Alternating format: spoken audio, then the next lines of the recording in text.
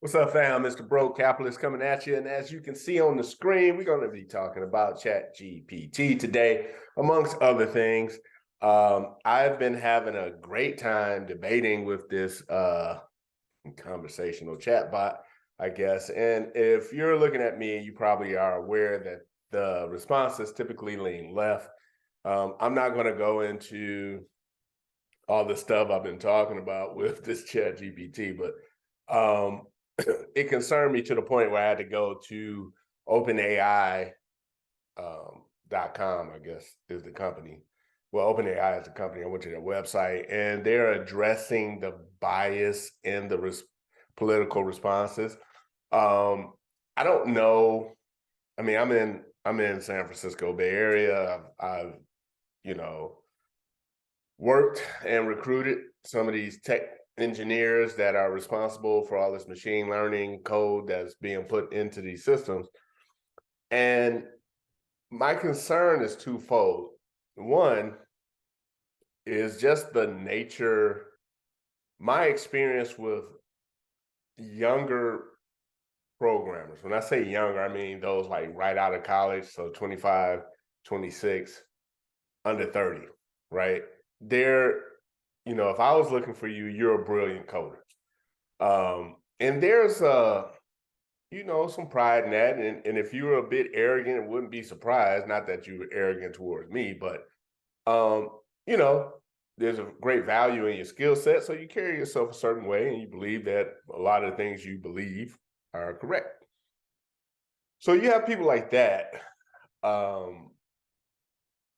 inputting or at least reviewing what's being input into these systems. And a big problem is the disconnect between the past and the present. So I said in the other video, like Gen X is in between the baby boomers and Gen Z or whatever. We get to look left and right and see what's great and bad about both.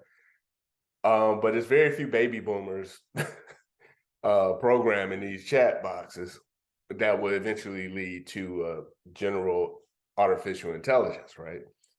So how does a person know that they're even biased, right? Maybe they're like, okay, I know I can't say anything bad or good about Biden and Trump, but if you ask a certain question, the response somehow always leans toward the glorification of the left.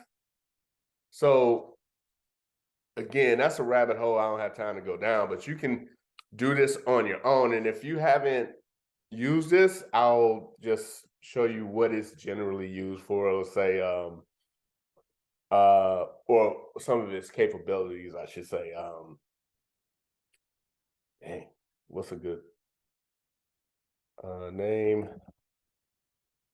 3 of the greatest are. No, here you go. Write a song. Write a song about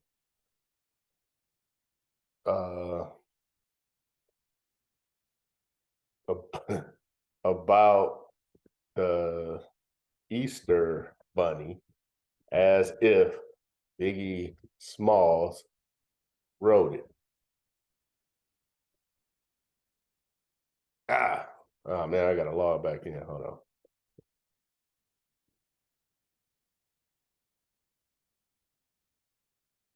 All right. Write a song as if the Easter Bunny. Write a song about the Easter Bunny as if Biggie Smalls wrote it. And here we go, verse 1. Yo, it's the Easter Bunny coming through with a hop. Got a basket full of eggs, gonna make your heart stop. I'm fluffy and cute, but don't let that fool you. I'll leave threats in your yard. I'm the only one. I'm the one and only ruler. You get what this does. It gives you a chorus. Hop, hop, it's the Easter Bunny bringing joy to all the kitties. Going to leave some eggs and candy in your yard. Da da da da da. All right, so this has instantaneously put all copywriters. They devalued the value, whatever value you had as a copywriter, gone. Grammarly has devalued the value of editors, right? So this is on our doorstep today, 2003. To go a step further, OpenAI has I don't know what you call this, an art generator, right? It's called DALL-E. And here, let's say,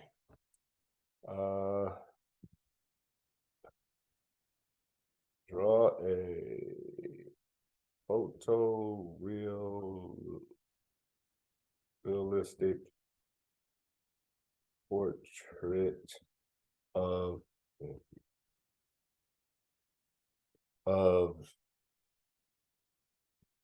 Martin. Let's do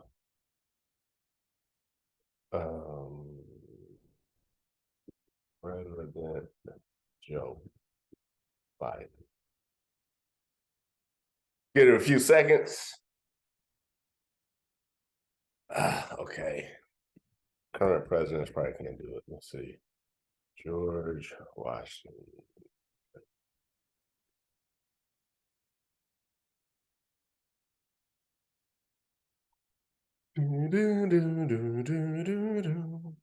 Boom.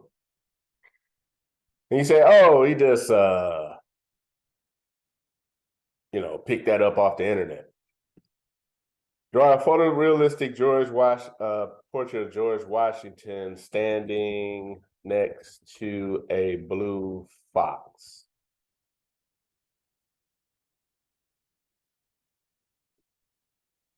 Do do do do do do do do do do do do. You ain't get the blue fox right. Standing next to a, let me see if I can correct that. Gave me a blue background.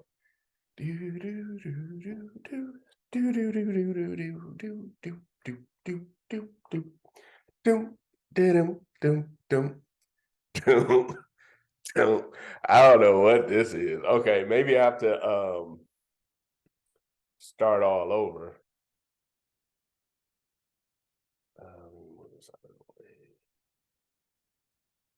Clear. Here. Let me see. Draw a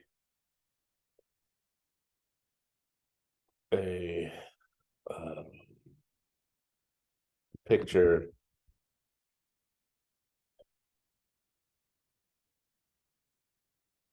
I'm gonna draw a picture of poor African Americans voting at a ballot box in 1800 era garments. Anyway, you get the gist of today, which is what, February, I don't know, 17th, something like that. Now, the reason I brought this up is because if you don't know, I have a book called Things I Wish I Learned in February, and I requested that a human being draw this scene for me, right? And I paid good money for that scene. And it's a great, you go check it out in the book. She did a great job. I just typed this in and it pretty much came up with it. Now, with any tool, this is a tool, you got to learn how to use it. So, you adjust your wording and all of that, and it'll redefine stuff and, blah, blah, blah.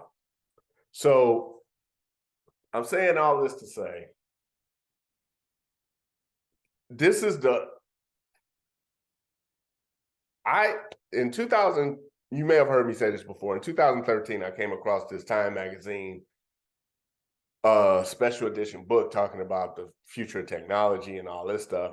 And it brought up a lot of things that we are seeing today, like chatgpt. It didn't bring this up.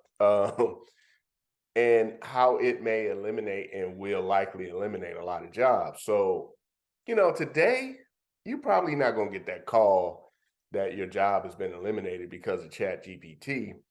You're not going to get that call today. But your child, you got to think of your kids, if you have any, and you got to think 5 years out.